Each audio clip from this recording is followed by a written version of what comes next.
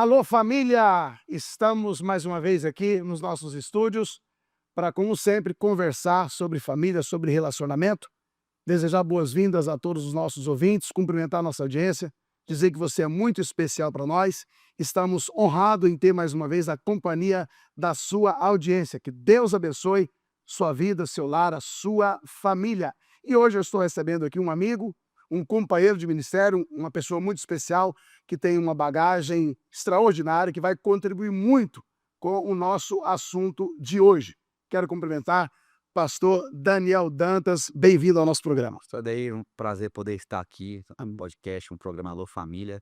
Para mim é uma honra, o senhor é referência nessa área, poder compartilhar alguma coisa aqui para mim. Eu estou me sentindo muito honrado, de verdade, com o convite. Agora chegou o dia, estamos aqui poder falar do amor de Deus, que é transmitido através das famílias. Glória a Deus. E olha que não foi fácil, gente. Uhum. Pastor Daniel, ele é pastor de igreja, ele é escritor de livros, palestrante, pregador, conferencista, é esposo, é pai.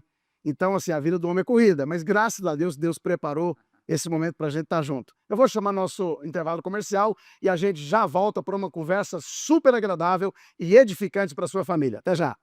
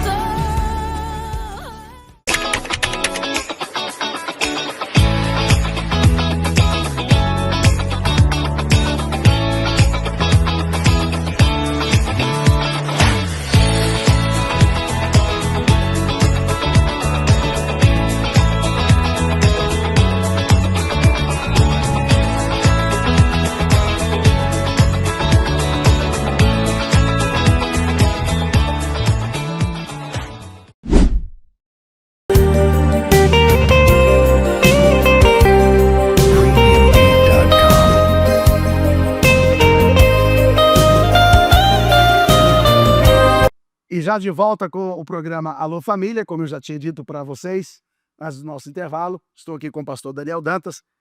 Pastor, hoje você está pastoreando uma igreja do Campo de Campinas, eu sei que você prega também no Brasil todo. Conta para a gente um pouco aí, quem é o pastor Daniel Dantas para o nosso ouvinte que ainda não conhece? Pastor Daniel Dantas é de família de pastores, eu sou de uma família pastoral, fui criado nesse ambiente. Na verdade não tentei, fui piloto de avião durante um tempo, sou formado em ciências aeronáuticas aqui Que pela legal. PUC, em Goiânia, só que o chamado era para o altar. E entendendo isso, não foi uma renúncia que eu fiz, Deus me chamou igual fez com Jonas mesmo. Maravilha. Deus aprontou uma tempestade, eu tive um problema de saúde, inclusive eu estava voando quando eu tive uma convulsão. Meu Deus. Consegui me recuperar e pousei na cidade de Bom Jesus da Lapa, eu trabalhava na Bahia, transportava malotes bancários. E ali eu pousei, estava afastado dos caminhos do Senhor, e quando eu liguei para minha mãe para poder falar o que tinha acontecido, minha mãe falou assim: "Glória a Deus". E como assim, mãe? Quase morri. A senhora tá dando glória? Ela já tinha entendido. Ela já tinha entendido. Ô, glória a Deus. E ela falou É assim, muito forte isso, pastor, eu não sabia disso. pois é, ela falou assim: "Glória a Deus, eu estava orando por isso". E aí vim para Goiânia, e aqui fiz exames e foi constatada uma enfermidade, e o doutor perguntou: "O que você faz?" Eu falei: "Eu sou piloto de avião". Ele falou: "Era". Ele falou: "A diferença de pressão faz com que suas veias, os vasos sanguíneos se contraiam, aí não tá oxigenando seu cérebro, né, por isso você passou mal". E aí ali foi o meu último pouso, né, como piloto, eu sem saber de nada. Aí quando o negócio aperta, né, não perdi culto. Ali agora eu voltei para os caminhos do Senhor, culto de terça, quarta, quinta, tarde da bênção. Você tinha que idade mais ou menos nessa época? Tinha 23 anos. Muito jovem. 23. Começando a carreira. Começando a carreira, me formei, foi o primeiro emprego, primeiro e último na aviação. E a conversa do médico é que eu não poderia voar. Só que Deus fez com que eu pudesse voar, assim, no Brasil e fora do Brasil, pregando a palavra. Foi um chamado muito específico, assim. Aí preguei durante muitos anos, aí comecei a dirigir igreja, em Tumbiara, dirigi de 2 igrejas. Vim para Goiânia ainda atendendo agendas, né, por causa da facilidade do aeroporto aqui, mas o chamado sempre foi pastoral, sempre gostei de trabalhar com pessoas, né. E aí Deus me chamou novamente para poder apacentar um rebanho, isso aconteceu na pandemia, e agora eu estou dirigindo aqui no Urias Magalhães, aqui em Goiânia. Dirigi em Aparecida primeiro, Cidade de Veracruz 2, e agora estou no Urias, desfrutando do favor do Senhor ali, tem sido uma bênção. Pastor Daniel, mas que forte, rapaz. Sim, eu te conheço há algum tempo, tivemos o privilégio de congregar juntos uma época aqui na sede de Vila Nova, né? E eu sabia que você tinha essa formação nessa área, né? Mas não sabia dessa experiência sua em relação à sua saúde. Sim, Interessante as coisas que Deus faz, porque você não pode voar como profissional da aviação, mas hoje voa por todo o Brasil pregando a palavra e graças a Deus nunca teve uma reincidência desse problema. nunca tive. Essa questão da aviação em si, eu vou tranquilo, não sinto nem dor de cabeça que alguém pode sentir que tá estressado, tá tenso, né, eu não sinto nada. E como é que foi? Se você sentiu naquele assim, todo mundo sonha com uma profissão, geralmente quem tem uma formação numa área, a pessoa escolhe a profissão e às vezes tem gente que até troca de faculdade e tal. E aí quando chega ali a ser um profissional, começar a trabalhar e de repente tem essa parada abrupta assim, você sentiu ou entendeu que era um chamado de Deus e foi tudo bem? Não, o que eu senti foi raiva. A gente pode ter medo de falar isso. Tem um livro do autor chamado Philip Yancey, que é Decepcionados com Deus. E quando eu vi esse livro, eu falei: Esse aqui deve ser o meu livro, a minha história", né. Porque na verdade eu estava muito decepcionado com Deus, Sim. porque o sonho a aviação geralmente não é por sonho, Sim. começa na infância. A criança, na minha época ali de criança, assistiu Top Gun.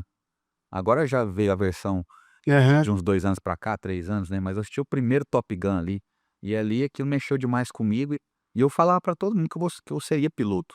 Ainda na minha infância, adolescência, tanto que o meu e-mail pessoal é comandante Dantas até hoje, Hotmail, Olha só. E aí eu falava: "Quero ser piloto", quando chegou o momento de terminar o ensino médio pra poder pensar em como entrar, porque eu sabia que, assim, pra estudar, pra ser um militar, é um negócio bastante complicado, você tem que estudar muito, Sim, e eu não sim. tinha esse perfil de estudar tanto.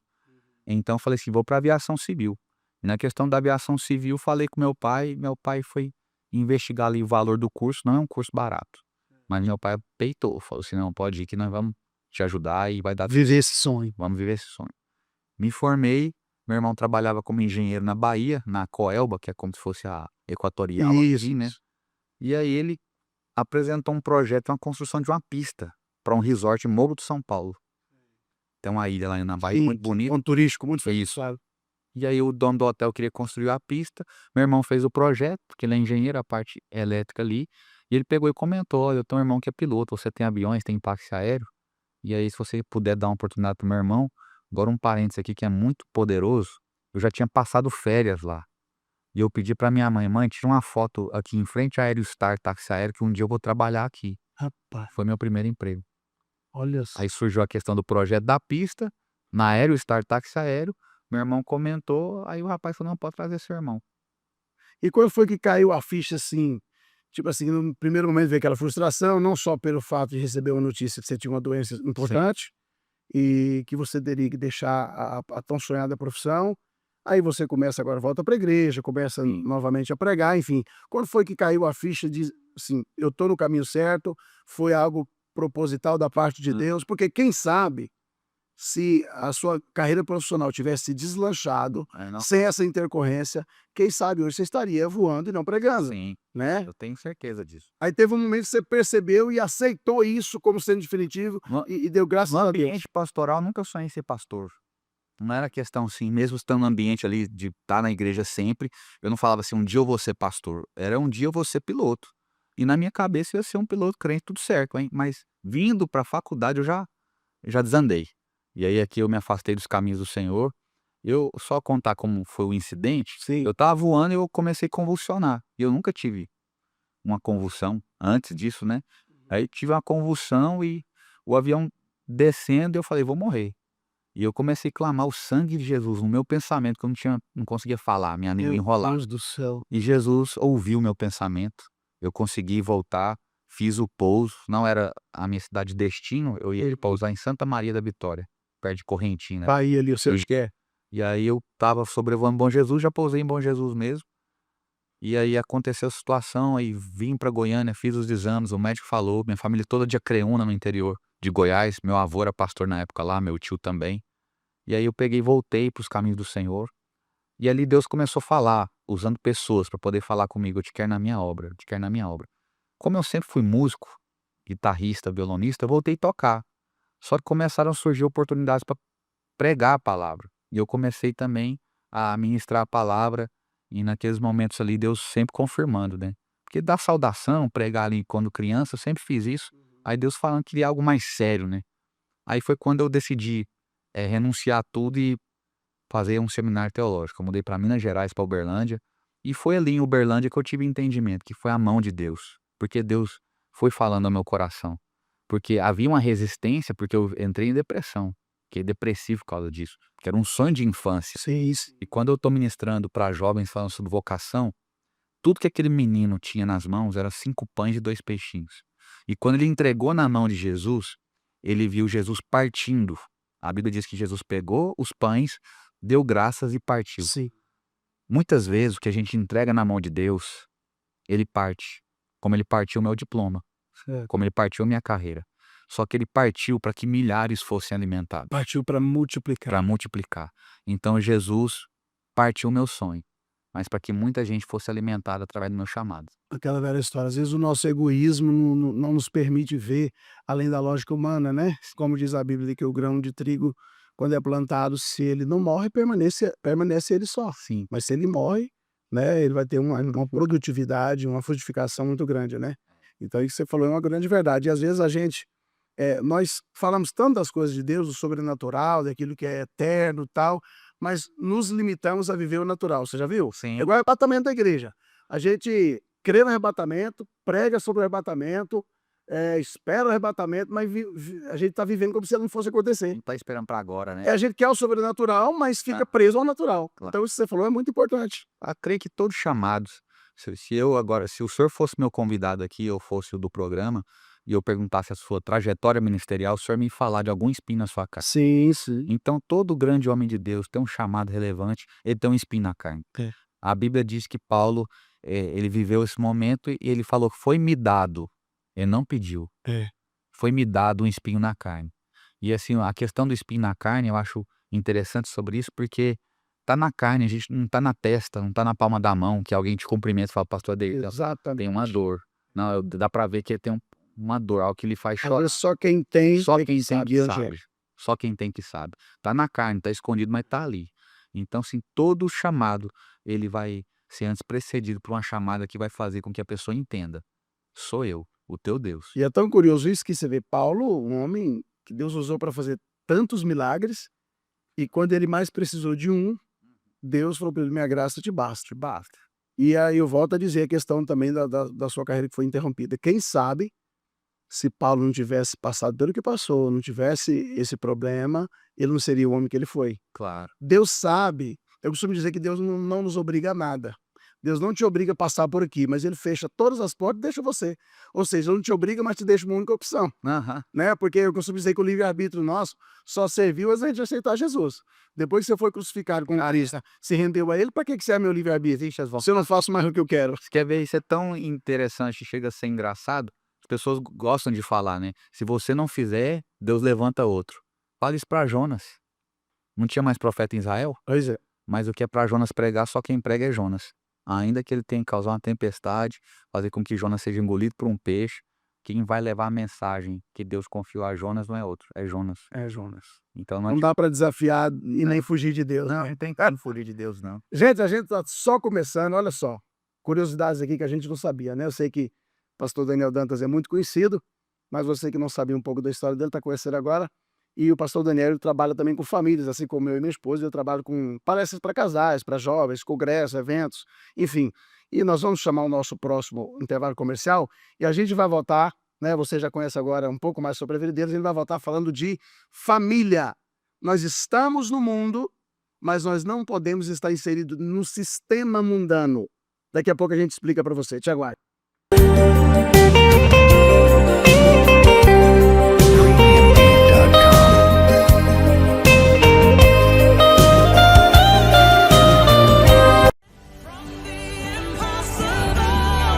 We'll see a miracle. God, we believe.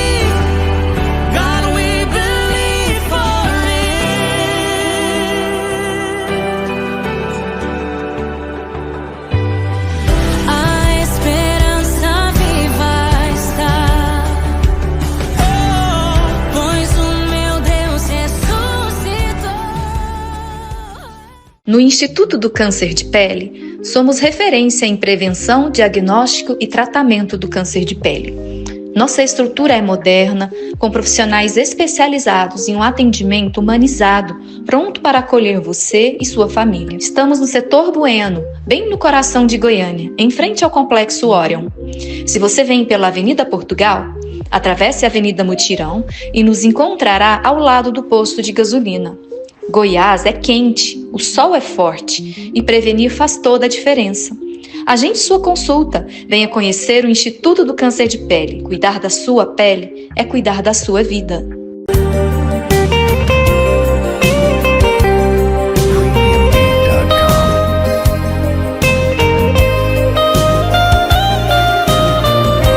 Maravilha! Olha, gente, a conversa está muito agradável, tanto aqui, né, diante das câmeras, como aqui nos bastidores, conhecendo um pouco mais aqui algumas curiosidades sobre a vida do pastor Daniel. E, pastor Daniel, eu sei que você trabalha, né? A gente já tinha adiantado aqui com casais, com famílias, a gente trabalha com isso também. Então, assim, eu costumo dizer para minha esposa, quando você está numa área, é igual quando, por exemplo, a minha esposa ficou grávida. Parece que não tinha tanta mulher grávida. Quando eu vi ela grávida, parece que você começa, Ah, sua mente começa a captar informações semelhantes, né? comprar um carro, você só vê esse carro. Exatamente, né? E, então, assim, quando a gente trabalha com família, eu começo a ver situações que eu cutuco na minha esposa assim, falo, bem, você viu isso? Né, às vezes é uma criança que dá uma birra no aeroporto, Aham. e a mãe passa vergonha, a criança dá o show. Outra hora, outro dia eu vi um marido sendo extremamente grosseiro com a esposa em público. Ah, Aí eu olho um pro outro e falo, meu Deus, o que que esse cara fez? ah, Não sei se isso acontece com acontece. você também. Então, assim, a gente que está na área, tudo que fala está relacionado com família, a gente lembra de alguma coisa. Até no aconselhamento pastoral, né. Não é Quando você verdade? senta um casal, sua mente já busca aquele arquivo Exa de outro casal que você tratou com a mesma situação, né. E analisando isso aí, eu vendo recentemente uma pesquisa, inclusive foi até lida essa pesquisa ontem da nossa igreja pelo pastor Luiz Gonzaga. Aliás, um abraço para o pastor Luiz Gonzaga, que é nosso coordenador regional da Regional 14, a qual eu faço parte como pastor dirigente também. Ele falando do aumento exacerbado, absurdo, de adolescentes grávidas, por que não dizer crianças, no Brasil, né? E muitas das vezes, eh, essas relações prematuras, indesejadas, é fruto de responsabilidade dos pais. Aí as pessoas acham que é fruto do uso incontrolado das redes sociais, né? Hoje nós sabemos que esses canais de streaming estão erotizando nossas crianças, Hum. está propiciando às crianças o acesso a uma informação que seria para um público adulto. Enfim, é uma série de fatores. Eu queria conversar com o senhor, perguntar aqui a sua opinião, né, sobre isso. O que que você acha que se deve a esse aumento exagerado, tanto de adolescentes engravidando, dando à luz prematuramente, vida sexual ativa prematuramente, também o acesso dos adolescentes às drogas, aos crimes, né? A gente até conversava antes aqui sobre a quantidade de jovens adolescentes sendo vitimados pelo crime, pelos homicídios, né? Latrocínio, uma série de crimes que às vezes os idosos que moram no mesmo país, no mesmo setor, na mesma rua, você vê lá a morte de 10 jovens, 2 idosos. Uhum. População envelhecendo, Sim. os velhos vivendo cada vez mais, os jovens morrendo cada vez mais cedo. Pastor, o que está acontecendo com a nossa sociedade? Dentro desse tema, né, de estar no mundo, não estar inserido no sistema, a primeira coisa que a gente deve de fato entender é que nós estamos em um sistema maligno. Sim, A palavra é que o mundo jaz no maligno. Esse mundo, a gente vê marcha para Jesus, a gente pode até gritar, né, Goiânia é de Jesus, não é não.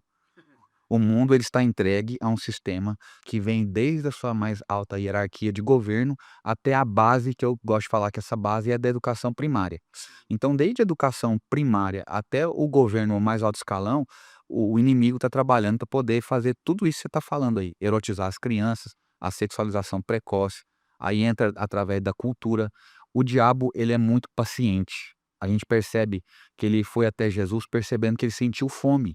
uhum. Aí sim, ele não chega no primeiro dia de jejum, não chega no quinto nem no 10º dia, ele chega no quadragésimo dia e vai propor Jesus Vai jogar transforma em cima da isso, vulnerabilidade de essas Jesus. pedras em pães. Quando eu digo da paciência do inimigo, é essa questão de começar na base. Ele começa trabalhando desde a educação primária e a gente começa a ver nas questões da cultura. O inimigo doutrinou muitos lá atrás através da literatura. Por exemplo, Simone de Beauvoir. a chamada mãe do feminismo, do movimento feminista, né, ela através dos seus livros doutrinou uma geração. Agora hoje está muito mais fácil, porque, vamos falar do brasileiro médio aqui, o brasileiro não lê. Então já que não vai vir através da literatura, o brasileiro não lê, não gosta de ler, então vamos através das redes sociais, Imagens. É muito imagens. mais fácil eu ouvir um vídeo do que ler um texto, um artigo. Sim, e coisas assim que a gente vê simples, eu vou chegar na questão da adolescente que engravida, né. Mas, por exemplo, quando você vê um filme que talvez uma comédia romântica, que você fala: "Não, isso aqui não vai ter imagens eróticas e tal", mas o que que a gente está vendo acontecer hoje? A mulher empoderada e o homem banana. Isso Isso. vai se caracterizando a questão do chamado macho alfa, né, o cara que vai se posicionar. Desmasculinização do homem. Isso, porque você não tem que ser, homoafetivo para não cumprir o seu papel como um homem. Existem muitos homens héteros que não são homens na questão da raiz da Sim, palavra, sim. né. Então, a mocinha, ela começa a ver o aspecto da fuga na gravidez. Eu começo a entender isso, porque ela vê sempre a mulher, a mãe, brigando com o pai dentro de casa: "Casei com banana, eu casei com esse fulano aqui". Câmara às vezes é um É, isso. é omisso, então o casamento às vezes não respeita ele, ela quer fugir daquele ambiente, e ela acha que na gravidez ela vai conseguir isso, ela quer sair de casa, e ela pega e fala assim: "Eu vou começar a minha família, eu vou começar a minha história", só que a gente sabe que muitas dessas, na verdade vão criar essa criança. Vai fugir de um problema e arruma mais um. Porque muito às vezes o pai é outro moleque, é um adolescente de 15, 16 anos que não tem condição de acolher, então vai ficar ali para os pais dessa jovenzinha, ali uma menina grávida, e agora vão ter que cuidar da menina, da sua filha, e agora do neto, de uma neta, um bebê. Pastor, até quando a gente como pai, como pastor, né, como líder, também, mas eu acho que a educação primária sempre foi e sempre será a dos pais. Sim, Até quando, como pais que somos, né, devemos interferir na nas amizades dos nossos filhos, com quem anda, a hora que sai, a hora que chega. Por exemplo, eu vejo criança, às vezes a gente como pastor visita, chega lá, tá a criança lá de 5, 6 anos com o controle da Netflix na mão, vendo o que ele quer. Às vezes o pai sai: "Fica aí meu filho". A gente deve ou não interferir, porque hoje o acesso à informação é muito fácil. sim, Você com a internet e um smartphone na mão, você tem um mundo aqui. se quiser. Só que se você não restringe, não controla, esse conhecimento que muitas das vezes, esse acesso fácil à informação, que muitas das vezes é muito útil para uma pesquisa escolar e para uma série de outras coisas, ele pode também rebentar o indivíduo, né. A gente deve ou não deve participar, monitorar e até limitar o acesso dos nossos filhos às redes sociais? Eu acredito que 1000%, pastor, porque o seu maior legado é a sua família. Sim. O seu maior ministério é a sua família. E a omissão e dizer assim que meu filho vai fazer as escolhas que ele quiser, me leva ao texto onde Josué disse: "Nem entrevistei ninguém, nem perguntei, vou falar por eles. Eu e minha casa serviremos ao Senhor". Eu acho que Josué não consultou os filhos: "Vocês querem servir a Deus?". Acho que Josué não falou com a esposa: "E aí, meu bem, nós vamos servir a Deus". Autoridade para falar em nome Ele da falou em nome da família, eu e minha casa. Então aquilo que não serve no meu contexto como cristão, não serve para o meu filho, não serve na minha casa, não serve, as amizades devem ser sim limitadas, porque hoje você comunica um padrão dentro de casa, de um bom pai, de um bom esposo, mas a influência de uma amizade, ela é muito poderosa, sim. ela é muito E poderosa. às vezes o que você construiu em 1 ano, o indivíduo desconstrói em 5 minutos, é um 5 absurdo. minutos. Então tudo isso você deve regrar, assim, em questão da privacidade, meu quarto é meu quarto, meu celular é meu celular, eu acho que se existem mecanismos de controle, o pai deve usar sim, porque a gente não sabe quem está do outro lado. E você constrói tudo com oração, com educação cristã, mas do outro lado tem alguém muito sagaz, muito pervertido, e a gente entende desde a criação que o inimigo é muito bom de lábia. Afinal não foi um passarinho bonito que convenceu Eva, foi uma serpente. Então a mulher para ouvir uma serpente, Hum, é porque a serpente tem uma conversa muito boa. muito boa. E essa serpente está por aí, espalhada por todo lado. Outra coisa, pastor, que eu acredito, queria a sua opinião também, antes da gente chamar o próximo intervalo comercial, por mais que a grande mídia nega, por mais que a sociedade civil também nega, os nossos governantes, mas eu acredito que existe uma agenda orquestrada, uma agenda global, e a nível de Brasil, então, eu acho que isso é mais descarado, para doutrinar nossos jovens, para manipular os nossos adolescentes, para que eles possam, de alguma forma, transgredir, rebelar contra os princípios e valores que nós pregamos. Existe ou não existe essa agenda, pastor? Porque, gente, eu vejo determinadas coisas que que o governo chama de cultura, que a mídia chama de cultura, que para mim é pornografia. Para mim são aberrações, são absurdos, né? Então, assim, na sua opinião, existe ou não existe algo orquestrado, né, nos bastidores para, de alguma forma, deturpar a mente dos nossos jovens, dos nossos adolescentes? Quando a Bíblia fala que nossa luta não é contra carne nem sangue, ela cita principados. E principado vem de príncipes, Sim. então vem de escala de governo. Então, quando a Bíblia fala sobre a luta contra principados, essa atuação demoníaca vem sobre a cabeça de lideranças, e lideranças políticas, que conseguem falar o que a criança vai receber na educação primária, através de livros, literaturas. O Brasil, graças a Deus, ainda tem gente que grita, que fala que não concorda, que vai para a rede social. Aí quando eu falo vai para a rede social, por enquanto, esse é o nosso medo. Por enquanto a pessoa consegue ir para a rede social, mas a ideia é justamente limitar, É lamentável. O que a gente vê, eh, tudo caminha para esse fim, caminha né? para isso. Então hoje ainda se tem voz, mas daqui a pouco pode ser que seja totalmente calado. Caminha para o cerceamento, para colocar realmente, definitivamente, um, um lacre na nossa Isso. boca, porque o que a gente vê hoje chega a ser absurdo, gente. O que eu vejo hoje, né, até vamos citar aqui com muita cautela, porque hoje você não pode nem expressar o que você. Ah, Mas o que a gente viu hoje no mais alto escalão do judiciário brasileiro acontecendo, hoje, particularmente, eu não tenho, assim, aquela confiança. Infelizmente, eu estou sendo sincero, eu não tenho uma confiança como o símbolo da justiça, aquela confiança cega. certo. Eu não tenho essa confiança, né? E o pior de tudo é que parece que as pessoas estão perseguindo, questionando e até punindo coisas irrisórias e coisas muito mais absurdas, como a gente viu acontecer Aham. na Lava Jato na época, que mandou arquivar tudo, devolver, acabar com tudo, ou seja, aquilo que era para ser absurdo é normal e o normal se tornou absurdo, é por aí? Sim, bem como a senhora foi presa recentemente, porque saiu para poder fazer exercícios físicos. Ela estava envolvida naquela questão de 8 de janeiro, e ela parece que evadiu da questão da tornozeleira lá, mandaram recolher uma mulher de acho mais de 70 anos. Isso é absurdo. Foi o que aconteceu por último. Então esse domínio do mal, ele vem sobre a mente da liderança. Então assim, o inimigo não vai dar tiro em soldado morto, ele vai pegar aqueles que têm voz ativa.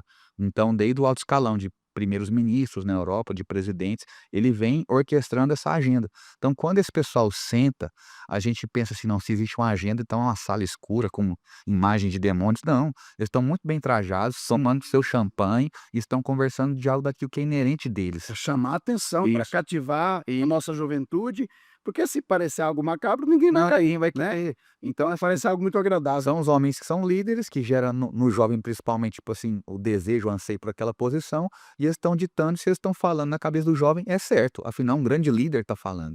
Então isso é muito perigoso, porque se o inimigo não vem da forma que foi pintado na Idade Média, né, um chifre, um rabo grande segurando o espeto. Ele vem de forma muito sutil, maquiavélica, mas introduzindo de forma paciente, como a gente falou, tudo isso na mente dos nossos Eu jovens. acredito por aí também. E daqui a pouco nós vamos conversar mais sobre isso, porque eu vou ter que chamar aqui um próximo trabalho comercial, mas assim, pastor, para nós como líderes, como pastores, ainda é mais desafiador, porque hoje, lamentavelmente, somos taxados por fundamentalistas, né? Porque antigamente o professor tinha a voz ativa, né? O pai tinha a voz ativa. Eu lembro que às vezes eu questionava alguma coisa que a minha professora falava lá no primário, lá no interior, na fazenda, ainda onde nós fomos criados. Pai, a professora falou isso, isso, isso. Eu falei, então você se comporta, senão você Aham. vai ser disciplinado por isso. Meu pai reforçava o que a professora falava. Hoje você fala, faz o contrário. E quando meu pai às vezes era duro comigo, eu falei, tia, meu pai falou, pois é, e se você não fizer, eu vou contar para ele. Eu falei, por que eu vou correr? Eu tinha que me encaixar. Né? Agora hoje não. Hoje você fala alguma coisa, a criança chega lá e fala para a professora, falou, não, que eu chamo o conselho tutelar. Você está sendo assediado moralmente. Hum. Seu pai está te constrangendo, você não pode passar por isso. E vice-versa, se a professora fala alguma coisa e o menino conta para o pai, tem pais que falam, não, eu vou lá brigar com ela, eu vou chamar o conselho tutelar, eu vou na Secretaria de Educação. Agora, nós, como líderes religiosos, ainda temos esse outro fator, porque a gente fala em nome de Deus, fala da fé, da Bíblia, né? Então, assim, para a gente falar a verdade, para a gente ensinar o que é correto, né, orientar os nossos jovens, sem ferir a ideologia da grande maioria, sem ter um choque com a imprensa, com os governantes, com as leis. a gente tem quase que ser mágico, tem quase que fazer um milagre. Mas vamos falar sobre isso daqui a pouco. E eu tenho muito mais para falar para você. Pastor Daniel Dantas continua aqui com a gente. Foi um bate-papo muito agradável. Eu tenho certeza que você vai ser edificado e abençoado por essa palavra. Deus abençoe, até daqui a pouco.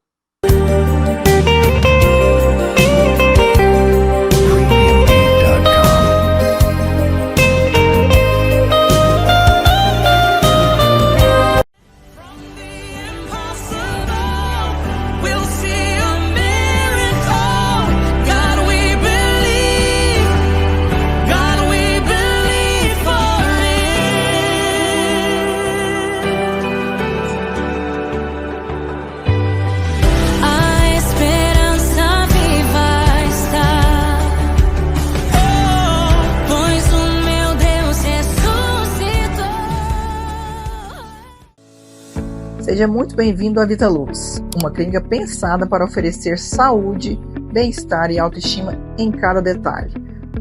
Aqui você encontra atendimento especializado em dermatologia facial, corporal e capilar, além da nutrologia, cirurgia plástica, ginecologia e estética avançada. Vitalux, excelência e cuidado completo para você. Meu nome é Lana Bezerra e vai ser um grande prazer atendê-los.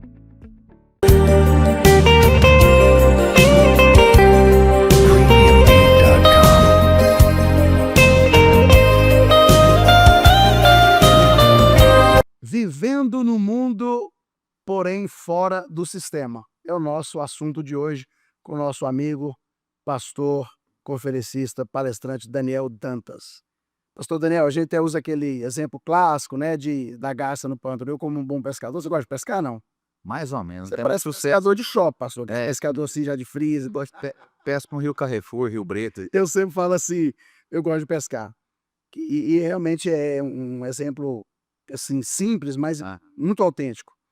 Você vê lá no Javaé, por exemplo, ali do Bananal, onde eu pesco, Pantanal, você vê lá a capivara toda lameada saindo da água. Você vê o jacaré, meu Deus do céu, você custa distinguir se a jacaré é um pau podre. É. E assim, todos os demais animais, né? Aí você vê a garça, às vezes com um pezinho só, no meio do pântano, no meio da lama, esperando a oportunidade para pegar um lambari, e branquinha. Pastor, qual o segredo? O que a gente precisa fazer para viver nesse mundo, porque nós estamos nele, né?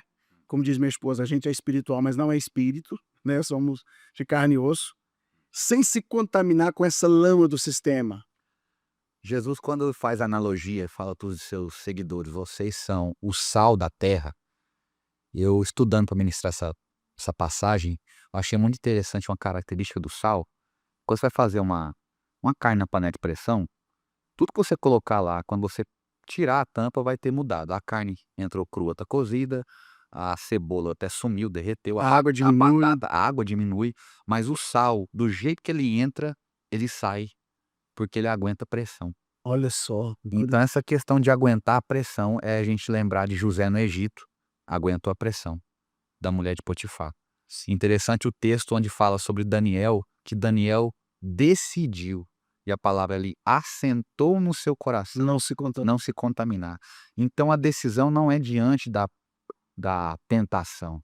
A decisão ela vem antes da tentação. Porque se eu decidir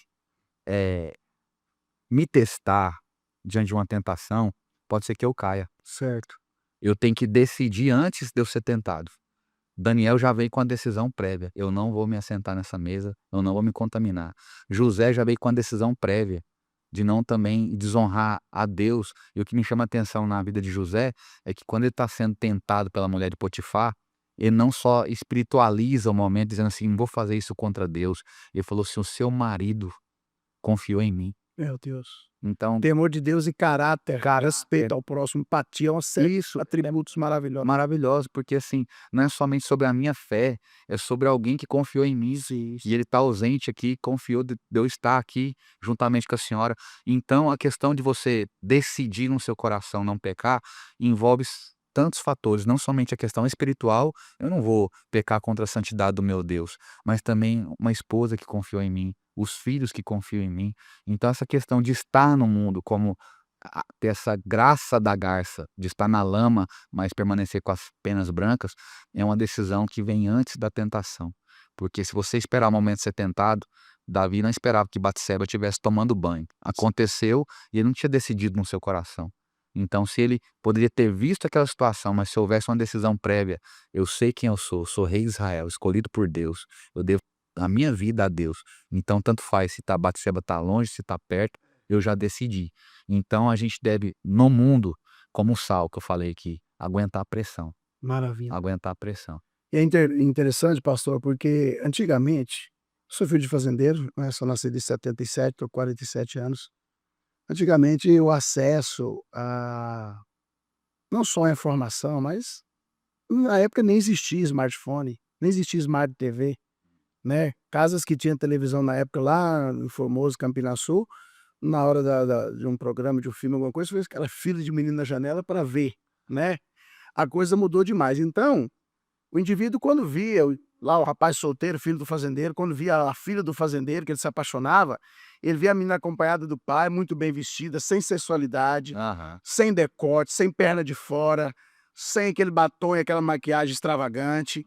Quando tinha o primeiro encontro, era acompanhado dos pais e dos cunhados. Quase coisa de novela. Não, para dar o primeiro beijo, às vezes depois do casamento. Hoje, os adolescentes. Eu até estava pregando em Rio Verde, foi até engraçado, acho que eu já até falei isso aqui, em congresso lá, que eu falei assim: ó, quem é cheio do Espírito Santo, jovem, ei, quem tá animado aí? Aí eu falei assim: quem é o jovem mais animado vai trazer o celular aqui à frente pra gente jogar os vídeos dele no telão. Houve um silêncio ensurdecedor.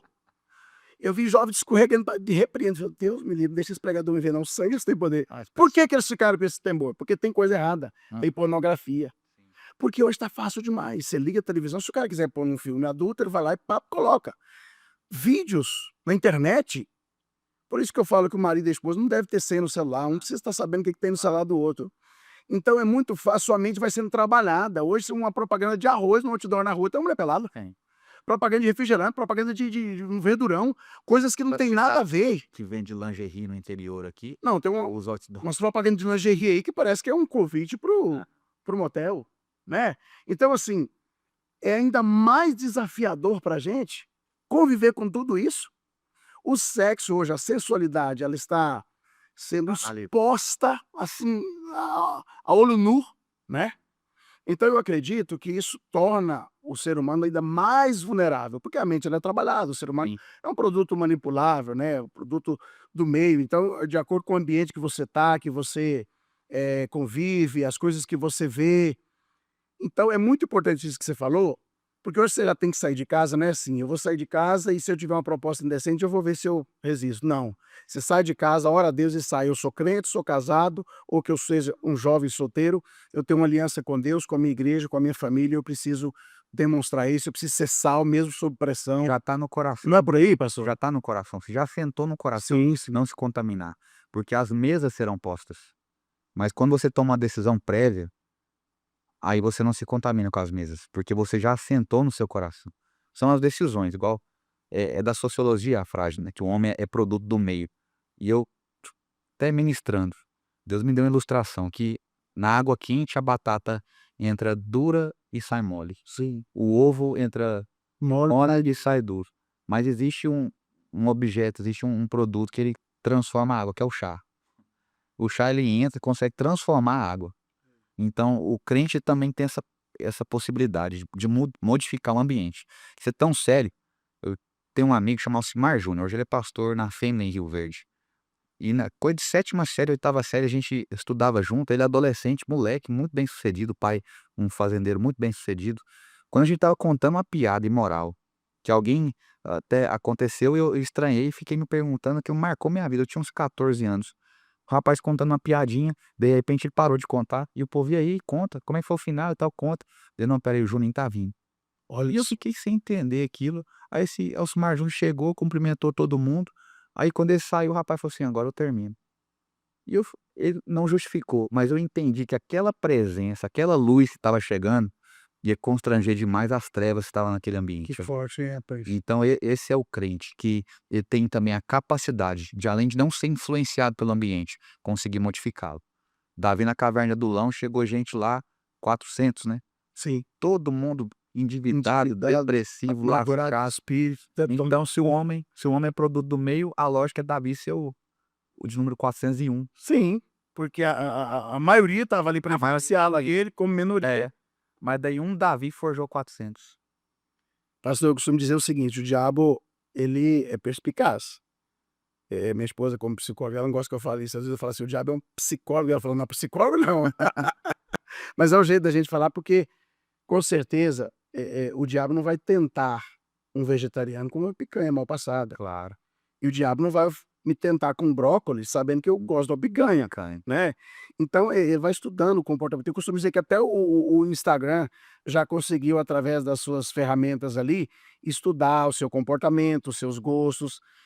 Quando eu comprei esse último carro agora, eu andei pesquisando sobre esse carro na internet. Pronto. Agora, eu acabei de chegar, eu estava falando com você, cheguei ontem de uma casa de temporada com a família, e eu coloquei lá, casa para temporada, tal, para locação. Eu já voltei da viagem, toda hora chega casa para temporada. Porque se as redes sociais, se o Instagram, essa tecnologia conseguiu identificar, Quanto mais o diabo. quanto mais o inimigo, ele está estudando o seu comportamento, o que você gosta, qual que é o seu perfil, tal. Então, se a gente não tiver essa estrutura, essa sabedoria, né, a gente acaba se tornando mais um nessa estatística, né? E assim, a gente como pai de família, pastor, a gente não está isento de adversidades, de circunstâncias adversas. Porém, eu quero crer, não sei se o senhor concorda comigo, que os nossos jovens, os nossos adolescentes ainda são mais vulneráveis. Porque, por exemplo, nós temos uma certa maturidade, uma certa experiência, uma trajetória. Eu tenho uma esposa, uma mulher de Deus, uma mulher sábia, que ora junto comigo, que me abençoa. Agora, imagina um jovem Deixa que às vezes perder, digamos assim, né? e às vezes um jovem que vem de uma família disfuncional, o pai que não tem estrutura, a mãe que não tem sabedoria, e ele está ali lutando para ser crente. Então, assim, é muito desafiador e a gente precisa ajudar essas pessoas. Eu trabalho com família, pastor, às vezes eu fico assim meio que, como que eu vou te falar? Eu fico assim pedindo Deus misericórdia, porque eu precisava alcançar muito mais pessoas. Eu vejo certas coisas acontecendo com alguns jovens, com algumas crianças, com alguns adolescentes, que falam, meu Deus, onde está a família dessa pessoa? Onde está o gestor dessa casa?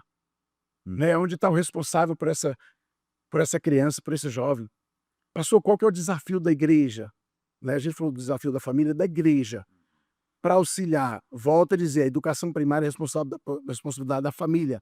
Mas nós, como pastores, como igreja, nosso departamento, o que a gente precisa fazer para acolher esses jovens? Ter ali uma dinâmica, sabe? Alguma coisa para não deixar esses jovens ociosos. Porque se ele não tem... A gente, mas o pastor está jogando... Eu jogo futebol com os jovens da minha igreja, às vezes sou criticado. Jogo um vôlei. Mas eu prefiro ter meus jovens jogando futebol comigo à noite no culto, do que eu não saber onde que eles estão. Sim. Sim, pastor. Esse objeto aqui, a mesa, ela precisa ser resgatada no ambiente de igreja. Porque a gente foi muito tempo o pastor da plataforma.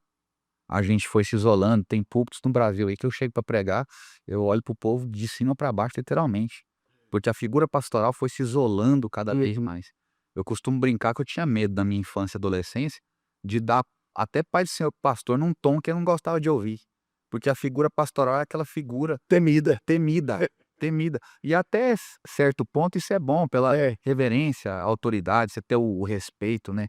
Mas isso foi se perpetuando de forma que as pessoas olhavam o pastor de uma figura intocável que não sentaria à mesa para poder conversar. Inacessível. Eu visitei uma igreja agora em São José dos Campos, igreja da cidade, pastor Carlito Paes. Eu tive lá. É uma igreja enorme, quase 20.000 pessoas. Meu Deus. E eu fui lá poder passar um dia para poder ouvir os líderes do departamento falando a respeito do sucesso da igreja, o que eles faziam. Sim. E eu só via uma coisa, mesa. Então acho que quanto mais o pastor descer, de fato cheirar a ovelha e ser acessível ao jovem, de jovem, por exemplo, chegar em mim e falar, pastor, eu visitar uma casa, resolver ali talvez a questão do casal, depois o jovem caladinho me chama no canto e fala, tô tendo problema com pornografia, o que eu faço? Você pode me ajudar? De ter essa liberdade, da pessoa ver um pastor acessível. Sim. Nós, como igreja, vamos falar primeiro da figura pastoral, mas que vai transmitir isso para a liderança, para que o seu líder de jovem seja acessível. Disseminar essa ideia. Lá na igreja eu estou fazendo algo. Foi o segundo encontro, agora segunda-feira. Falei que o brasileiro não tem o hábito de ler, né? Nós compramos livros para os jovens, na verdade cada um comprou o seu livro, mas para as mulheres nós compramos, para fazer mais tempo de mesa, é muito culto, é muita reunião, Muita formalidade. sabe como que crente se conhece? Pela nuca, porque a gente senta assim, ó, a gente conhece a nuca do outro, agora a mesa me dá essa oportunidade Tá aqui de frente. de estar de frente, Olhar no olho. então eu tô trazendo eles para poder fazer mesa, igual as mulheres vão fazer com a minha esposa, vão estudar um livro da Joyce Meyer, Pensamentos Poderosos, então elas vão ter um encontro ali do cafezinho e tal, e os jovens da mesma forma, compramos o livro do Rodrigo Bibo, Como se tornar um cristão inútil, e a gente tá tendo esses encontros e ali, alguém que nunca vai pregar, naquela roda ele conversa, ele se abre, Sim. e pecado ele E às sai vezes num ambiente formal, num culto formal, não teria não espaço. teria. E pecado sai pela boca, tipo, se o livro abordar perdão, logo alguém falar: "Eu não converso com meu pai", alguém vai começar a falar, e ali como igreja, um jovem orando por outro jovem, porque essa figura clerical que a gente implantou, afasta o pastor. Achar que a confissão deve ser feita somente ao pastor da igreja. A Bíblia fala que aquele que confessa e deixa, alcança Alcança misericórdia. Então a primeira confissão é a Deus. Aí Tiago vem e aprofunda, fala assim: "Olha, você já está perdoado, mas você está doente. Você está Confessa, vai ser curado. isso. Forte demais. Então confessai uns aos outros para que sejam sarados, curados". Então essa figura é católica, da gente se colocar num lugarzinho, alguém vir e falar assim: Só o pastor "Ó, seu padre, eu pratiquei tal ato, então é confessionário. confessionário". Então o gabinete pastoral nos tirou do ambiente de cura.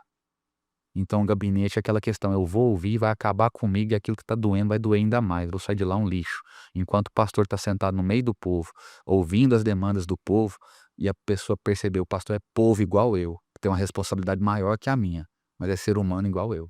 Pastor, eu vivi numa época em que, se porventura um jovem se masturbasse, o que era um pecado muito comum na juventude, lamentavelmente é até hoje, eu creio que é pecado, continuo achando que é pecado, mas eu acho que tem uma forma diferente de ser tratado, né?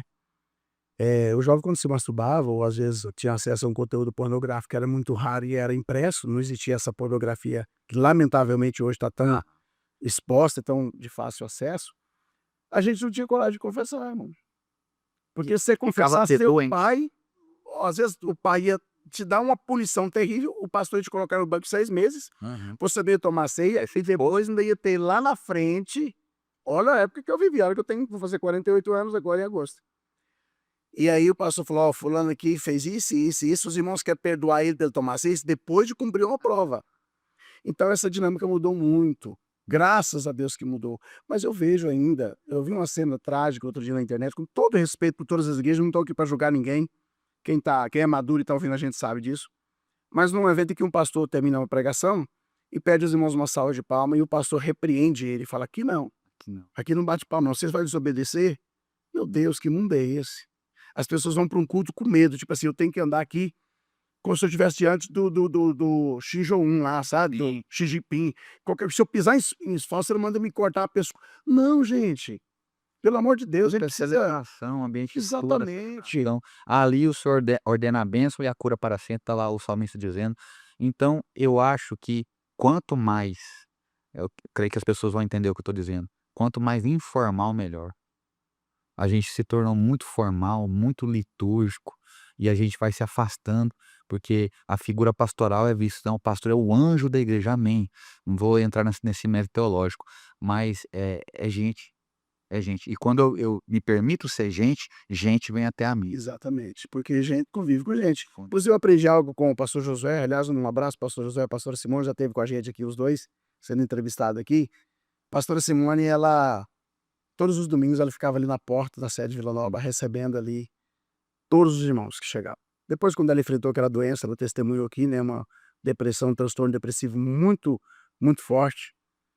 A gente viu o quanto ela fez falta ali na recepção da igreja. Você chegava ali, poderia estar quem fosse. Obreiros preparados, bem vestidos, obreiras, mulheres de Deus, mas não era a pastora Simone. Nada substitui a figura da pastora Simone, do pastor Josué ali. E eu levei isso para a nossa igreja. Eu estou pastoreando hoje a terceira igreja no Campo de Vila Nova. E tem a escala diaconal para quem vai receber, introduzir as pessoas e tal. E no culto de ceia, sabe quem está na escala da recepção? Eu e minha esposa. Culto de ceia, eu fico em pé com a minha esposa lá, até que todas as pessoas chegam. Depois eu vou para o altar para ministrar a ceia. Isso é tão importante, você vê que às vezes algumas pessoas chegam para visitar e se surpreendem. Ó, o pastor aqui na porta.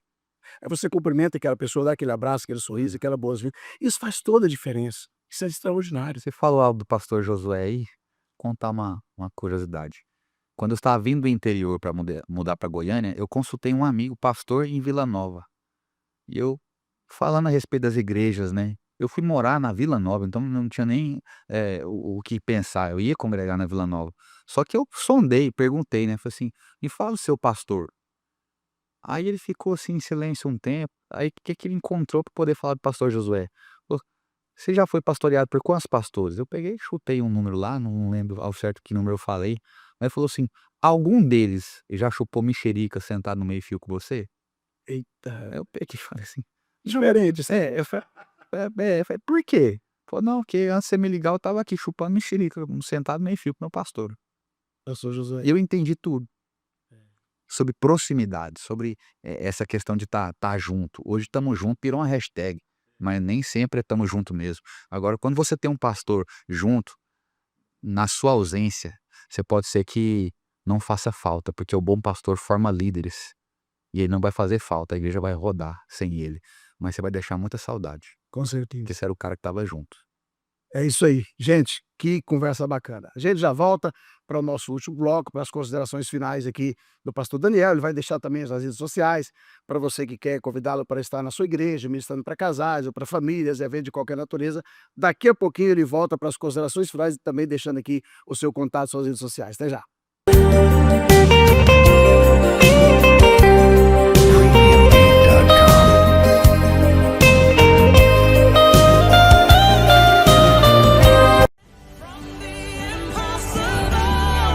We'll see a miracle. God, we believe. God, we believe for it.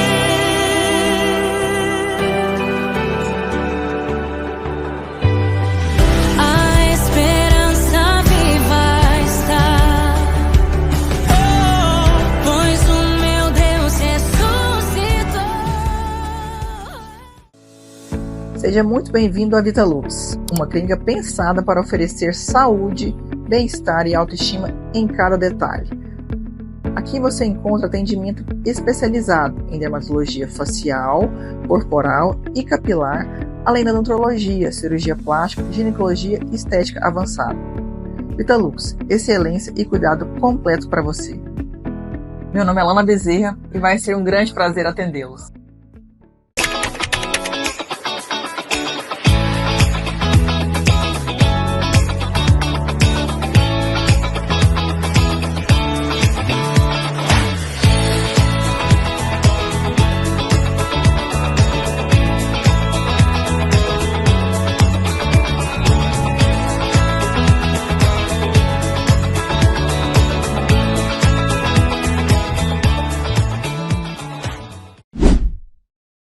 Você conhece a Telhas e Companhia?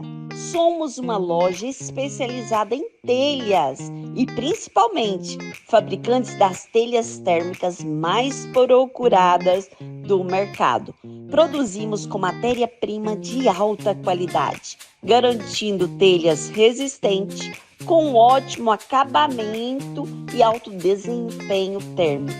Telhas e Companhia. A sua cobertura começa aqui.